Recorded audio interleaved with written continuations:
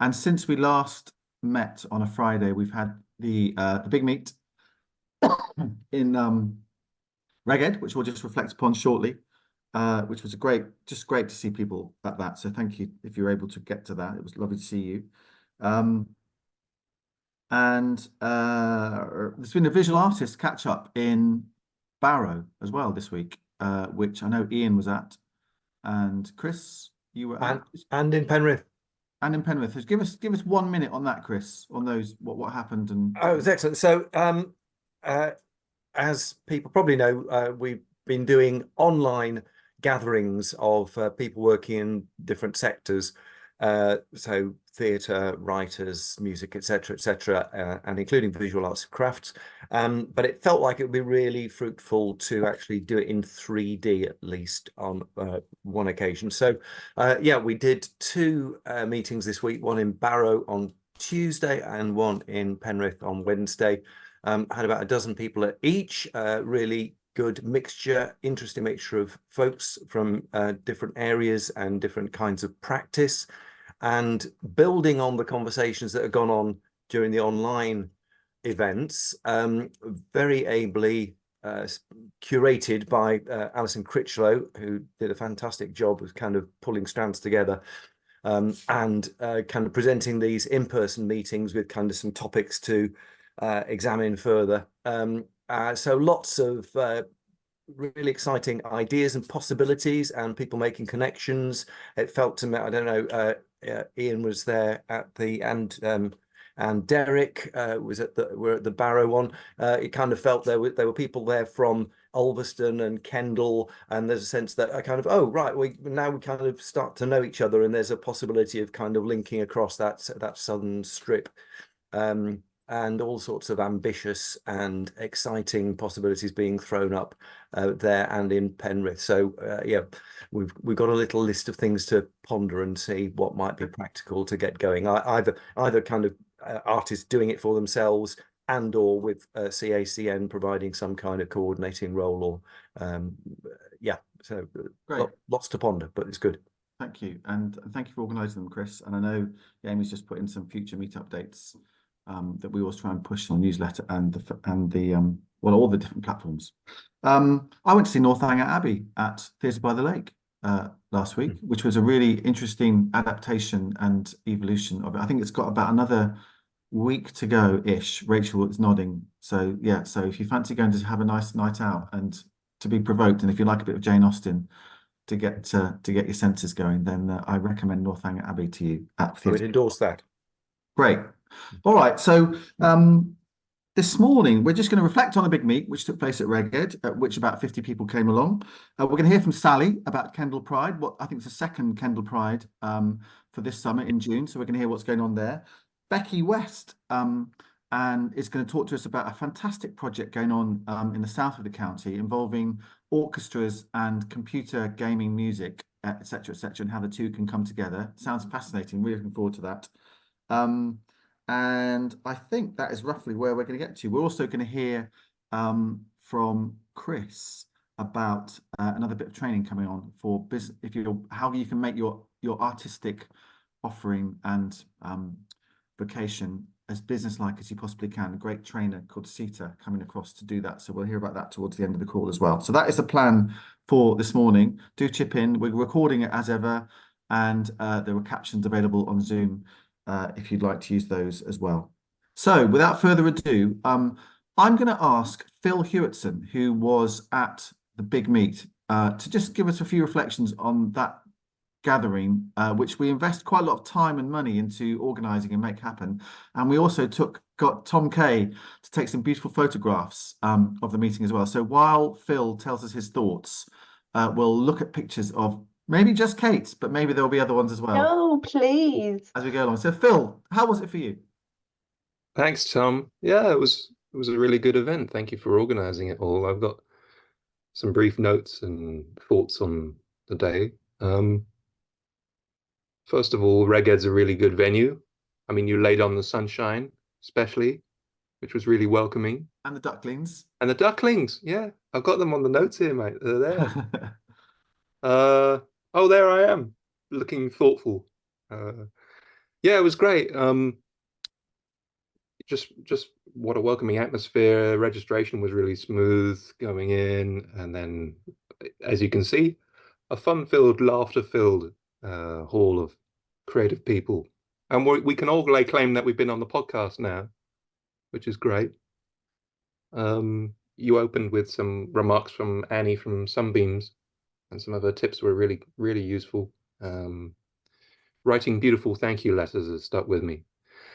We got to Bernard Ross, who was the fundraising speaker, and he had some really top tips, I think. The 3 opening remarks of where is the money? There he is. How much is there and who has it were put things in stark contrast. And I think his presentation was a combination of sort of lateral thinking and common sense, and also some counterintuitive thinking, that sort of ideas that we don't normally use, and sort of slightly unusual approaches for a lot of the people in the room. We'll get onto that a bit in a minute. But he was really suggesting a change of mindset, change the framing of the argument when pitching for funding, and to give people, investors, stories to tell was a phrase he used, which was, rather than talking about yourself and your own project, try and illustrate how an investor or a sponsor can really use the opportunity to showcase what they can do and show that interaction with the community, for example. One of the key sections was where's the money? And the breakdown of the figures I thought was really interesting, of the statutory sort of institutional money, like from the Arts Council, local government, central government, corporate trusts, individuals. And there were some interesting guesses about how much money there was. Around about £2 billion comes from Arts Council and government funding and things. Only 750 million from corporate, because we thought it would have been higher than that. Trusts were about £4 billion, and then individuals was 13.5 billion. So one of the pieces of advice was to make friends with old people who have the money. Fish where the fish are was a phrase he used, an African proverb. Fish where the fish are. It's no point trying to find funding or money where there isn't any. The 3 golden rules were: be ready, so get to the front of the queue; be confident, answer the questions and don't dodge the questions; and be communicative. So be clear, talk about the investor, and explain why they should give you the money. And he used the example of an impact ladder. So you could explain what £1 could do for your cause: £10, £50, £100, £1,000. It made me think of some of the charity fundraisers and things where they say, you know, just for £20 you can get X, Y, and Z for a charity, or £100 can go towards this part of an event or something. And also consider maximizing visitors' engagement. And we had Kate from the Studio Moorland was put on the spot as part of his double act. And it was I thought it was an interesting approach that Bernard took.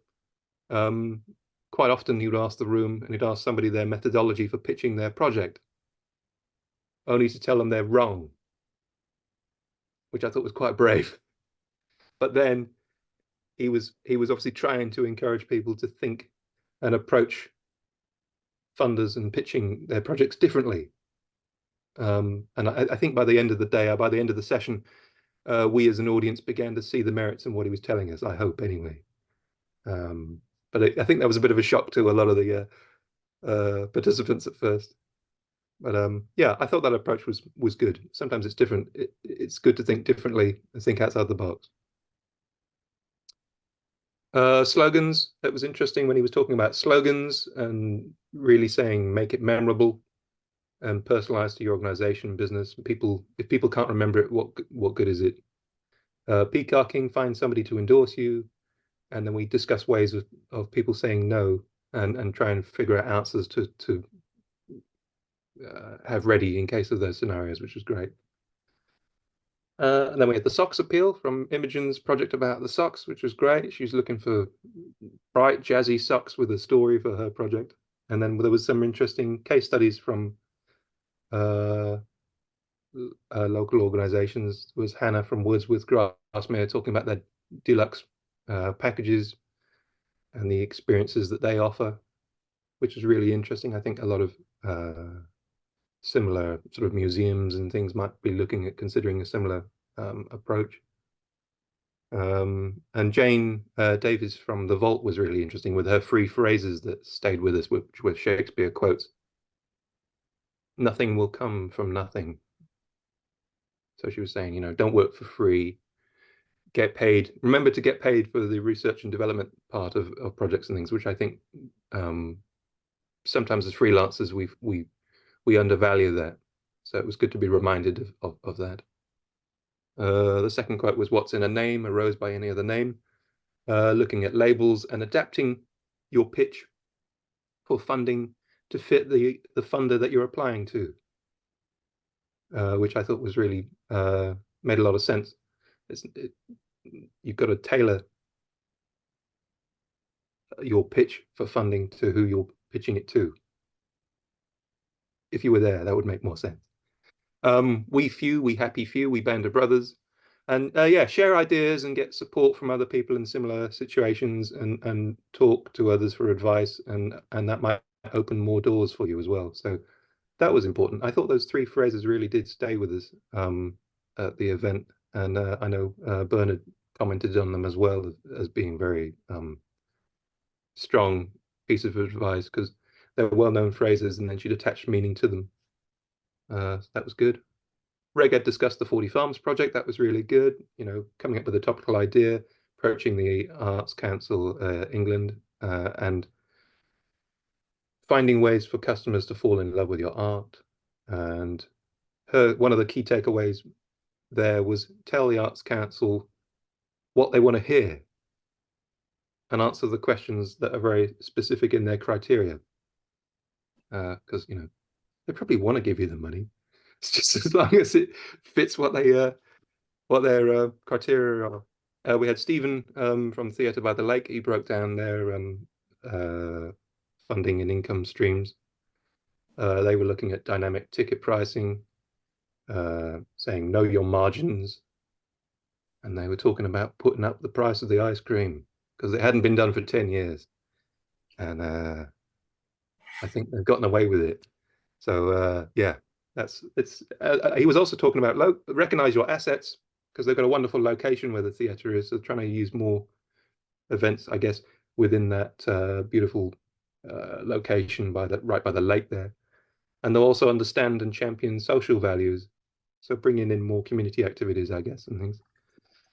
And then we had group work, and there was lots of interesting ideas floating around the three ideas: producing a good premium offer, drawing on what Wordsworth Grassmere had been saying and things, highlight the uniqueness and the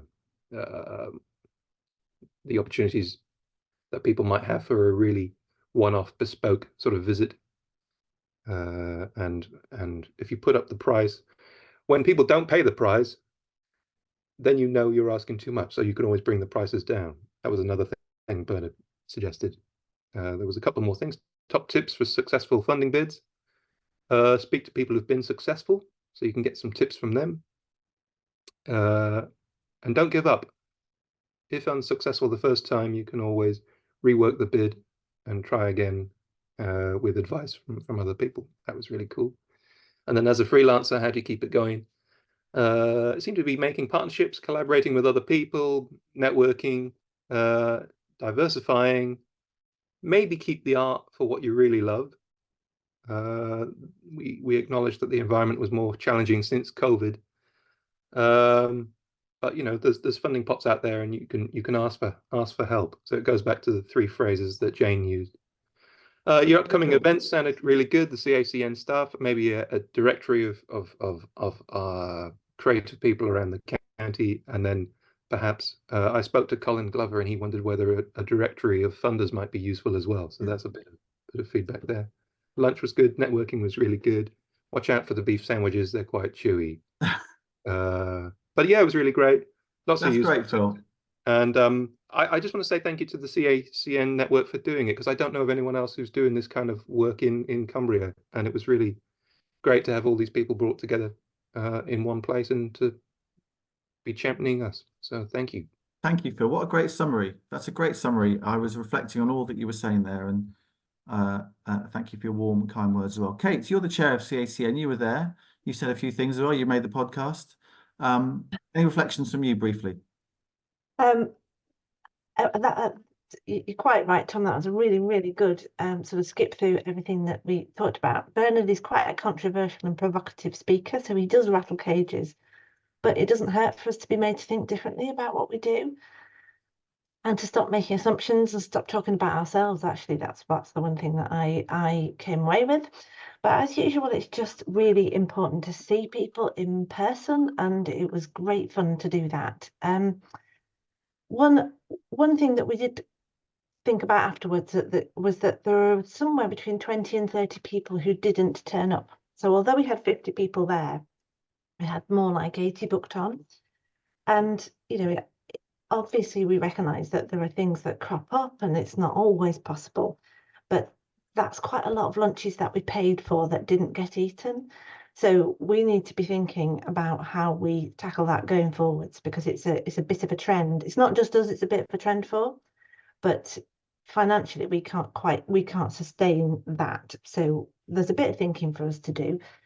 But that absolutely doesn't detract from the fact that it was a really good session and it was wonderful to see everybody. And we'll put another date in the diary for the next one in roughly 6 months' time, ASAP, so that we can get lots of people there again. Thanks.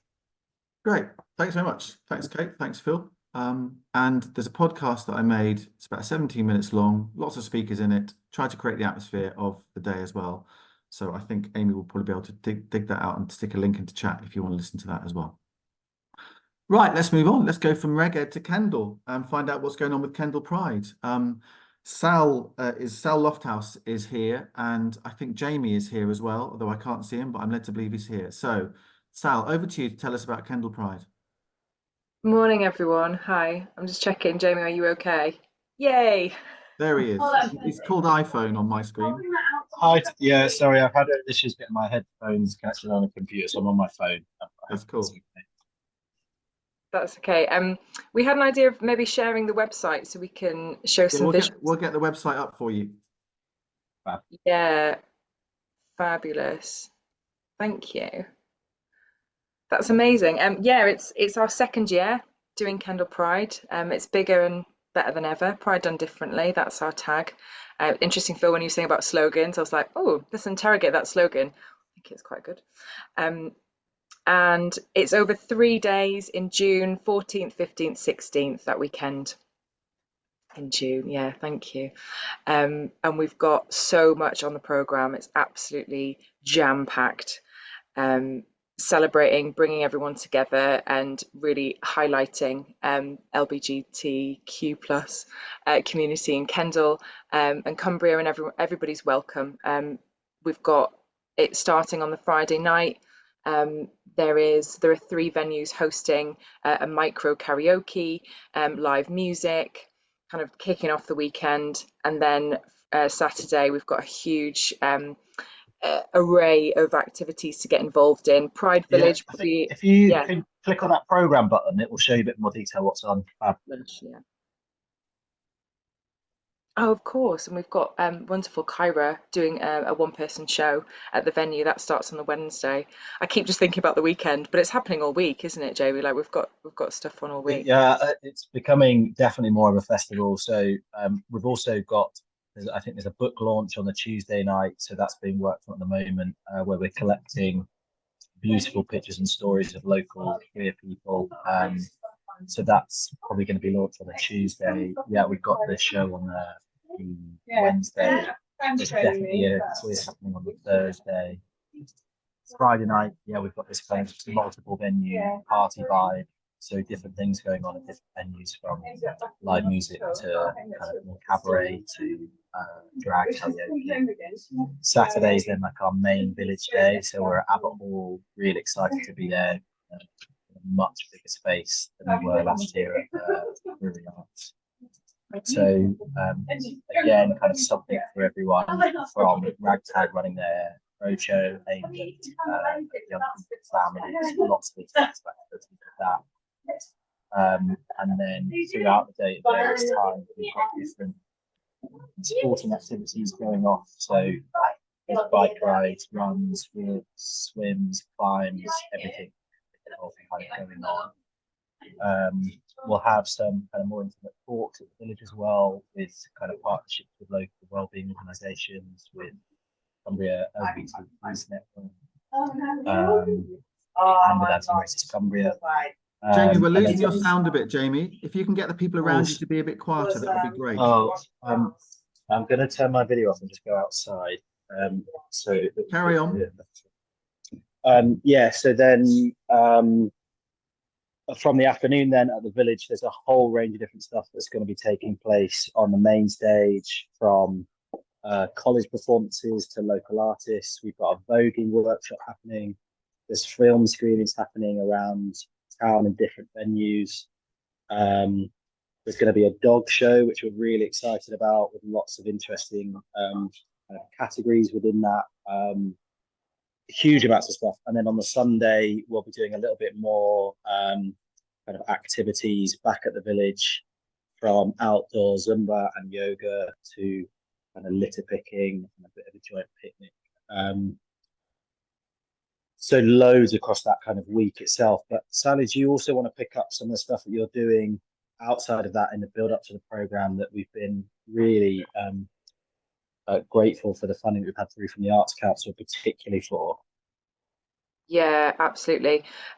There's a program, there's a 2-hour program slot between 5 and 7 on the Saturday, and we've been able to work with Kendal College on the back of the funding that we've got, and we're working with 12 wonderful students, devising, creating characters, and we're making it was called Festival, and the vibe is very much Northern Festival, glitter wellies, circus cabaret, but accessible to all ages. The nighttime is very much kind of like adult drag entertainment side, but we're working with the students to create sideshow characters, kind of carnival theme. We've got an opening number, lots of characters to interact with, and a wonderful ceilidh band called Weird Strings performing. So we're having a bit of an outdoor ceilidh, and devising a specific Kendal Pride signature dance. So that is something we're working on at the moment. You're going to create a brand new dance? Yeah. Fantastic. Yeah. Which is awesome. And we've had wonderful things made possible, like drag school. So lots of people wanting to learn the art of drag. We've had drag commissions available to create a brand new piece exclusive for Pride, and really centered around the outdoors, because we are where we are, and can we bring drag and nature and the outdoors together? So let me ask you just an obvious question. Who's the event for? Who's your audience? It's everyone. It doesn't narrow it down. Everyone's welcome. It's about a celebration, raising the visibility of the queer community in Cumbria and Kendal, but it's for everybody to come together, and and we want it to be as inclusive as possible. And it feels, there's something for everyone, I think. Okay. You know, you want to go for a run, great. Yeah, the Ragtag showcase roadshow, that looks great. They've been, Josh and I can't remember his sister, they've been on this call before, and that's going to be, I know they're Kendal based, aren't they? Yeah. Yeah, Josh is on the committee as well, so okay. We've had a really great relationship with Ragtag, as well as other people that you'll be familiar with. Marissa's commissioning kind of an exhibition that's happening. She's helped work with us to we've commissioned local artists to design 4 limited edition t-shirts, which will be involved in the event at some point as well. So we've really this year particularly tried to grow the art side of it. Particularly, we were a bit more kind of activity focused last year. We're really trying to hone down on that this year, but have been managed to get some great support through funding from the Arts Council and Awards for All. So So just I know the speaker picking before. up about funding and how we get hold of it, Yeah, which yeah. is what the big meet was all about. What do you think led to the success of your Arts Council funding? I don't know how much you've got, but what basically got that for you, do you think? I think so. We applied for and got what we asked for, which was just under 30,000. So a really significant fund for us. I think the content that we put into that was just so different, with this merging kind of the outdoor theme and drag and quite a queer culture. So I'm pretty sure it would have stood out as something pretty independent and maybe not seen before, which I'm sure would have worked in our favour. But a lot of work just went into the bid itself. And there's definitely a skill in writing some of that, or trying to be creative in how you're submitting evidence. Yeah. I think with a lot of these things, I've worked in funding in the sports sector. A lot of it is about doing stuff that is maybe a little bit different, or if it's not a little bit different, still important work, just how you can make that stand out a little bit differently. Yeah. And you've got some great sponsors there as well. Someone's worked hard to get those sponsors together. Yeah, big team effort across a whole range of organisations, and there's definitely still more to come. We're still doing more fundraising. I'm running an ultra marathon in June, which I'm trying to raise funding for. You're running an ultra marathon, did you say? Yeah, in June. What's an ultra marathon? How far is that? 50 kilometres. So from the west side of Windermere back to Kendal. Okay. One of these things I said I'd do to try and raise some money. Not regretting it yet, but I might do. You're putting your money where your mouth is and getting on and doing it yourself. So congratulations with that. Not that you've done it yet. I'm sure the training's going very well. Right, that's lovely, Rachel, and sorry, Sally and Jamie. Is there anyone any questions for either Sally or Jamie about Kendal Pride, how they've got about getting it all together, the website, the range of events, the fundraising? I'm well impressed, if I'm honest with you. Amazing. Thanks. I guess the other thing I'd say is there's still opportunities to partner or get involved or do stuff. So if anybody on the call is interested in kind of exploring opportunities, there's definitely still time. If not for this year, further afield, just give us a shout. Great, it's a good offer. Thank you. Well, good luck. May the sunshine. Nanette, were you about to ask a question? Well, it was just a comment really, because I went along to Dragcaster on Saturday and at Muncaster Castle, and I noticed some of the people on the list for Kendal Pride, like Nova Gina, she was there, and I mean, it was just fabulous. So I mean, if Dragcaster is anything to go by, Kendal Pride just sounds amazing. I was there too, Nana. Were you at Blue? Yes. I wanted to do that. Because yeah, you were absolutely phenomenal. Thank you. It was. Right. It was a good night, but yeah. So think about that, and then the scale. Yeah. And Yeah. Sal and Jamie, if I was to turn up at Kendal Pride, do I have to pay for anything, or was it all free, or how do you do all that? So all the village activities are free. Lots of the kind of side events are also free, but you'll need to book on. The kind of evening events are ticketed, and some of the other activities, but it's all on the website to book. But everything at the village will be open for people to just turn up and hang out. Great. Okay. Well, good luck. May the sun shine brightly where you want it to and when you want it to. It can't be worse than last year, where it was torrential rain the whole weekend. So hopefully this year will be better. June in Cumbria, always dry and sunny.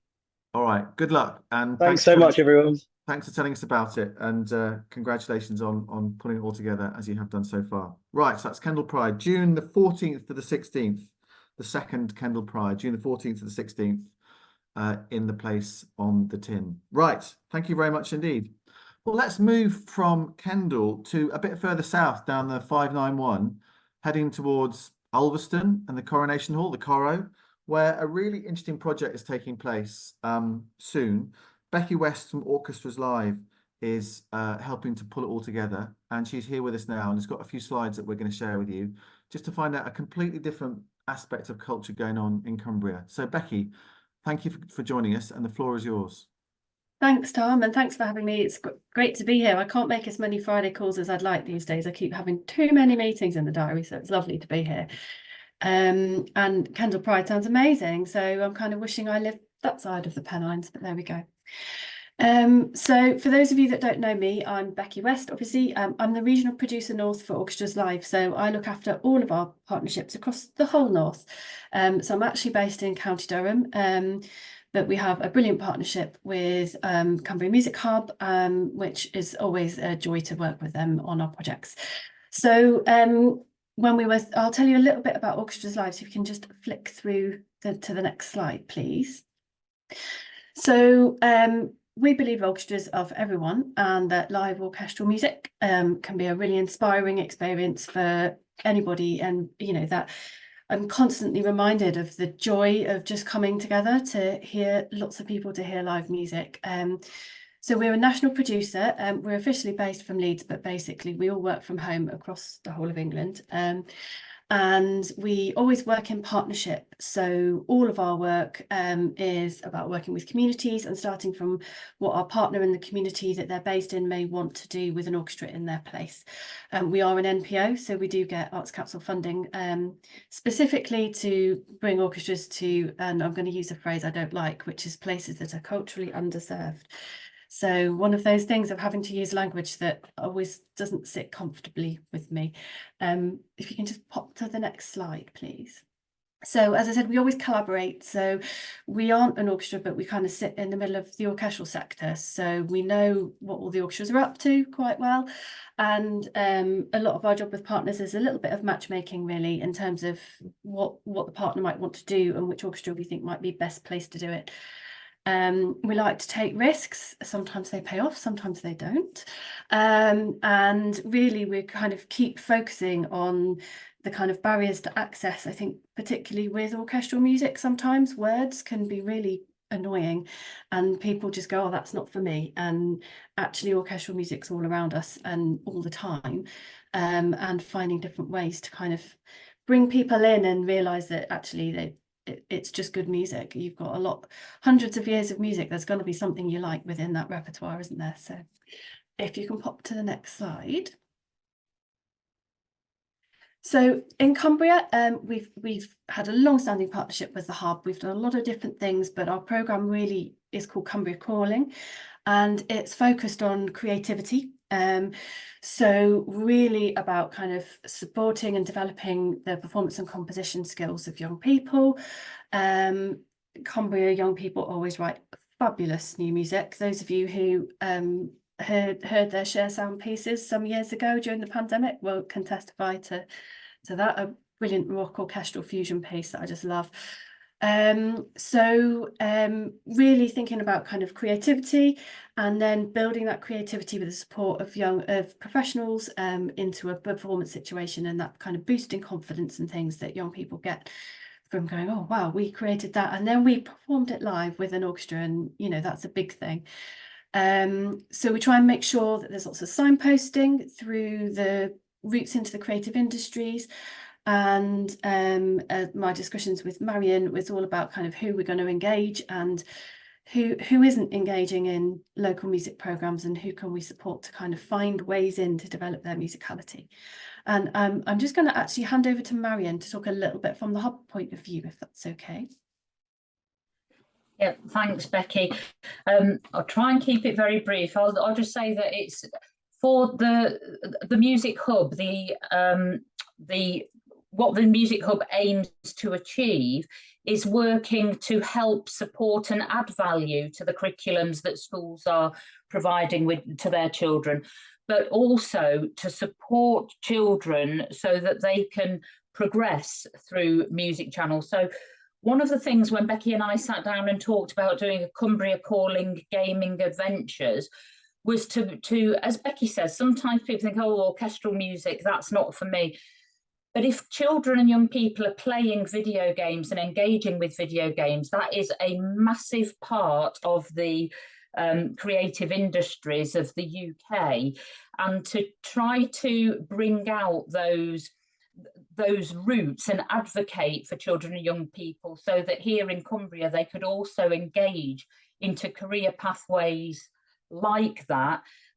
That's partly what this project is about. So it's about bringing their creative skills together. It's about giving the schools that we're working with on this programme, some of the skills and experiences around composing with a professional orchestra, with professional music producers, and enabling those children to have their music performed by a professional orchestra, because their compositional ideas might be absolutely great and fantastic, but they don't all play a full set of instruments that can then realise some of those pieces. We'll talk a bit about the concert, but the last slide, there is a link, and if we could get that out to as many people as possible to come and support those children's compositions. Some of this work has really focused on cold spot areas as well, because music in schools isn't always strong these days. Some schools lack specialist music practitioners, and so they haven't had the opportunities to look and delve deep into composition. So some of the children have been quite not anxious about what they're doing, but it's a real unknown to them to step into the choreo and to work with an orchestra. Some of the schools that we're working with are doing that on a very regular basis. So we're hoping that there's a good peer-to-peer support network for the children there as well, and that when they come to the choreo, it's a real celebration of what they have achieved, but a supported celebration as well, with having the orchestra and Becky and her team around as well. I think that's probably it, Becky. It's about the children and young people. It's about giving them the opportunity to work with professionals, whether it's professional musicians, professional producers, the Music Hub, and then it's about saying to them, if you are interested in video games, if you are interested in, I don't know, designing promotional stuff for BAE or Sellafield, this is how you can do it. This is how you can bring mixed media and art forms together. This is how you could have a bit of a career in this if you wanted it. Thanks, Marion.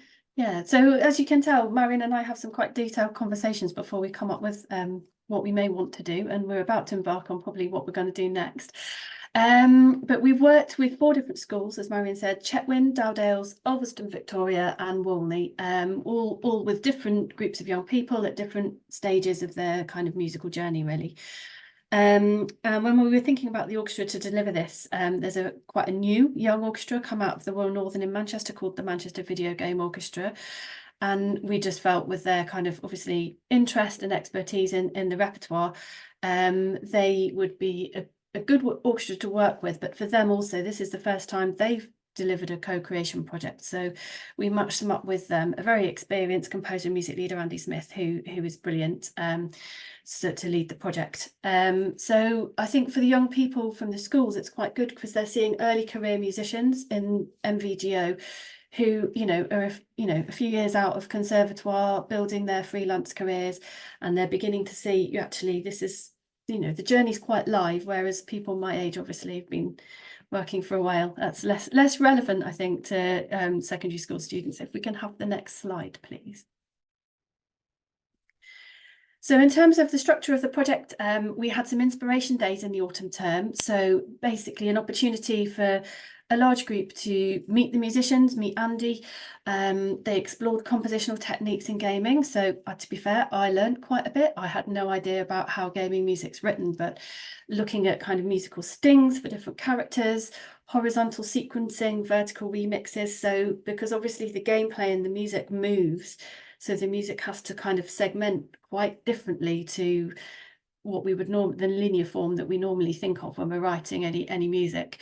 So they had a great day kind of experimenting, really, coming up with their own little motifs, and then they built those into a soundscape for each school, performed it through at the end of the day. Young people were encouraged to conduct and kind of shape the piece in the moment. So they had a really interesting day.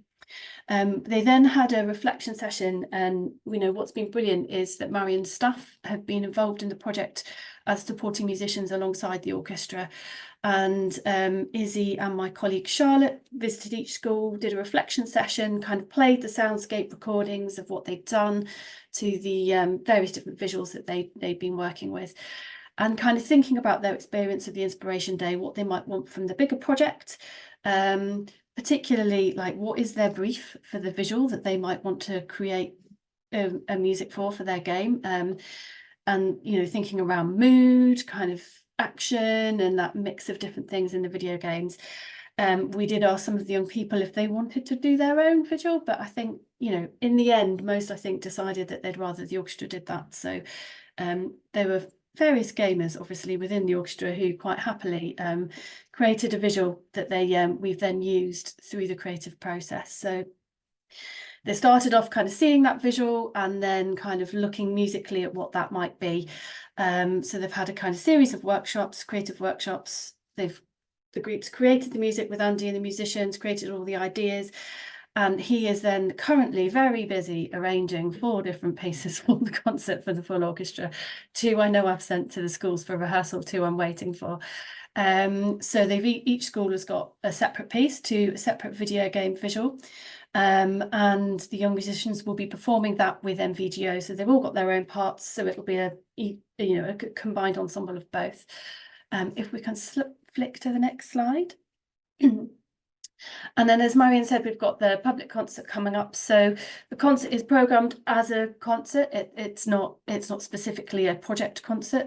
We've got the orchestra. They've got a huge range of arrangements from different games like Fortnite, all sorts of well-known ones. That I have to say, I'm not a gamer, so this is an area of things that I've quite happily left to the orchestra to programme. And the young people's work will be part of that programme and part of a professional concert. We were really keen that there was a public concert for this, in terms of making sure that the young people get to experience that side of the industry, and that their work is presented as equal value to the repertoire that the orchestra will be performing as well.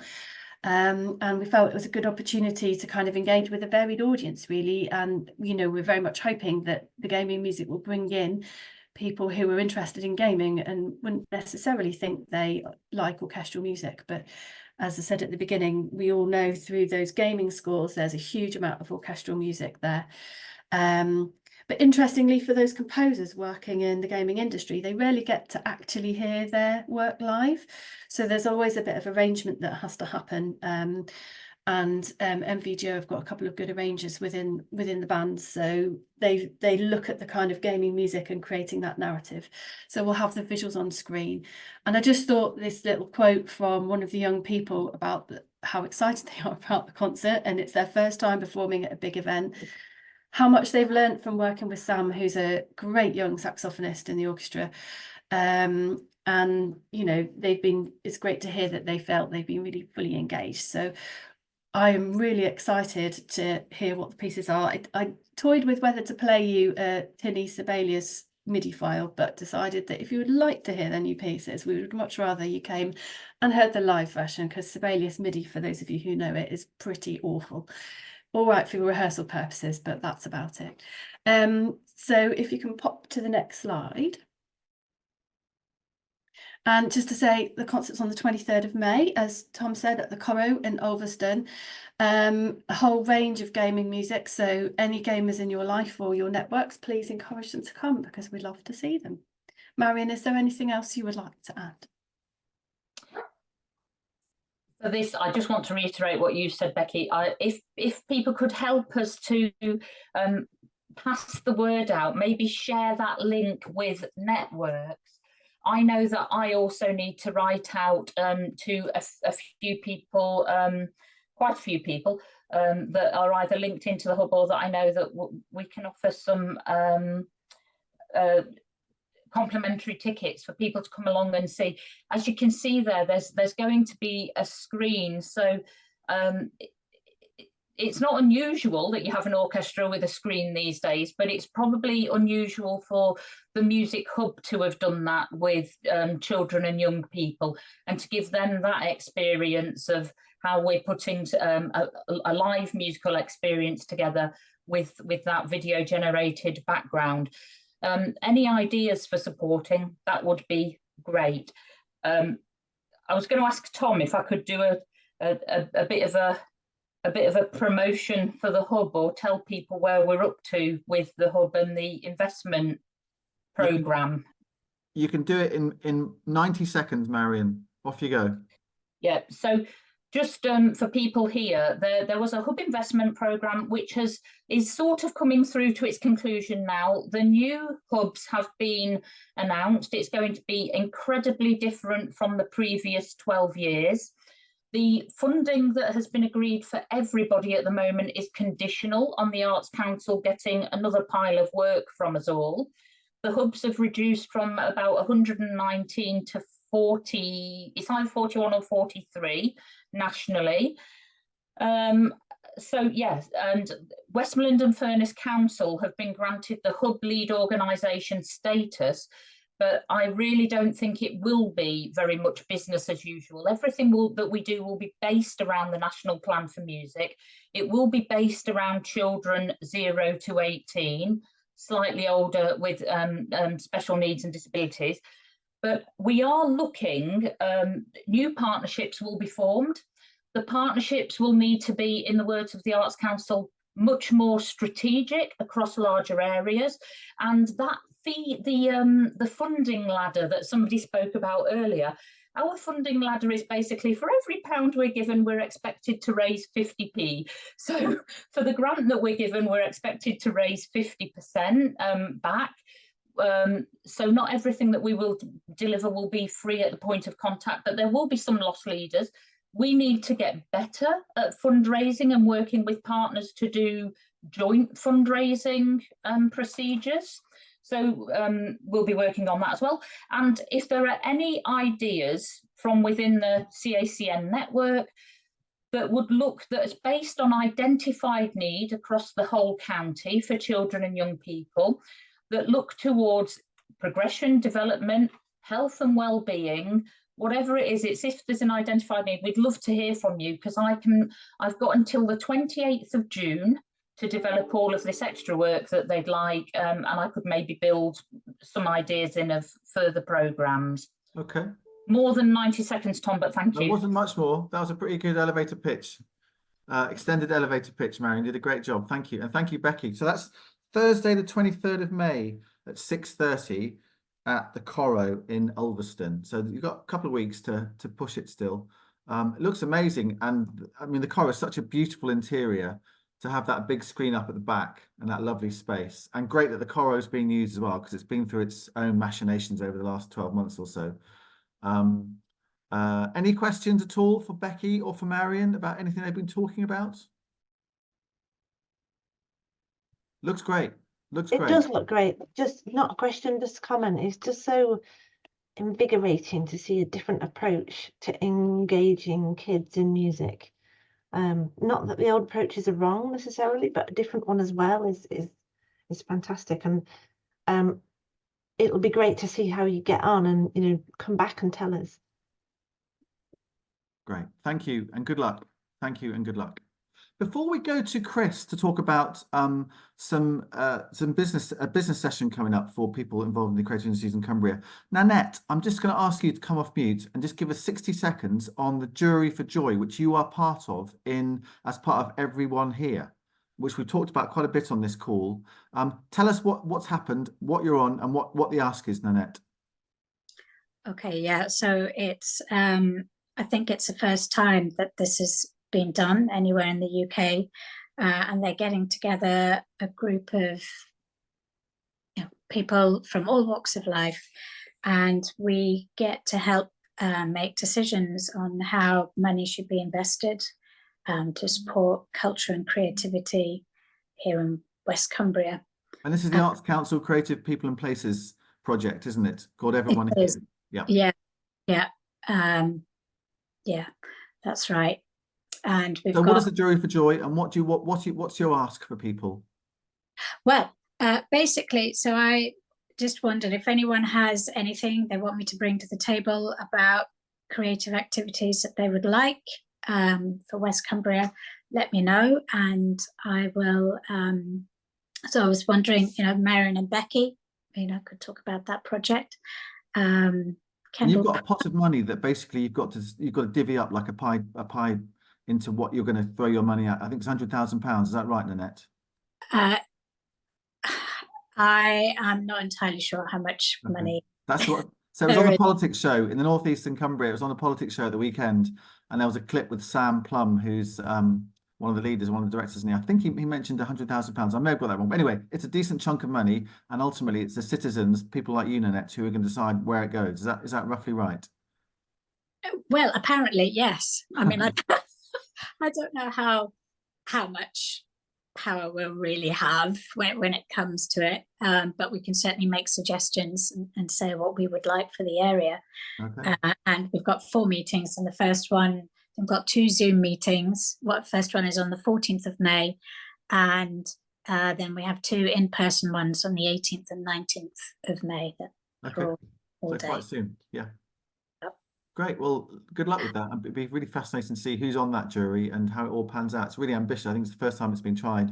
It is. As far as I'm aware. Yeah. So good luck, and it's exciting to be involved. It All is. right. Thank you. Thank you, Nat. I put you on the spot there. You did very well. Thank you very much indeed.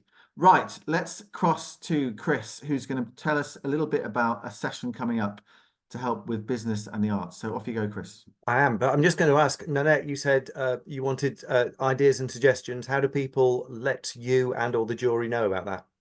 Well, I was was going to say, I'm happy to give my email address if anyone wants to email me. Pop it into chat if you're okay with that, Nanette. Pop it into chat. Yeah. Thanks, Chris. Okay. Yes, brief. The latest training session that CACN is very happy to offer is all about as individual creative practitioners making that a viable business. Your art is your business. It's being delivered by Sita Brand, who is an inspiring person. She's an internationally renowned performance storyteller. She has created Settle Stories, which does all sorts of amazing work, sort of community work, and runs a festival and all kind of stuff over in Settle. Tom and I know her through the National Rural Touring Forum board, in which she is a very strong presence with lots of inspiring ideas, very clear thinking, and a really extensive and sound knowledge base. So she's going to be giving lots of practical tips about how you can make your art practice a viable business proposition. It's going to be taking place in Kendal at the brewery on Wednesday, the 22nd of May. It's a full day, fullish day, 10:30 till 4:30. There'll be some lunch in the middle. Places are limited, tickets are going, so I would encourage you to book up pretty smartish through the website, Eventbrite, usual things. And yes, ticket link is in the chat. Thank you very much, Amy. If I can take another minute, Tom. Yep. I'll just mention a couple of other things. We just had these 2 meetups for the visual sector on Monday, online meetup for writers being facilitated by Katie Hale. It's Monday evening, the 13th of May. And for the theatre and spoken word, other kind of non-musical performance stuff, that is being run on the 5th of June, which is a Monday evening.